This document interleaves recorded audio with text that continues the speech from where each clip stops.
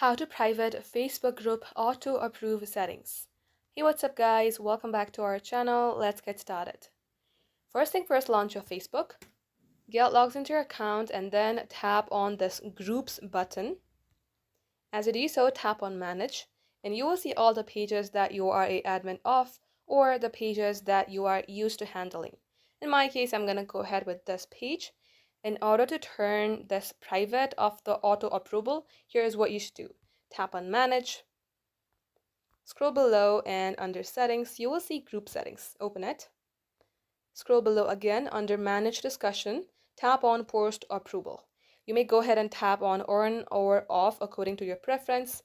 You can go ahead and do the same for anonymous participations and so on. Just like so guys, this is how you can private Facebook group auto approve settings. Thank you all for watching. We will catch you up in our next upload.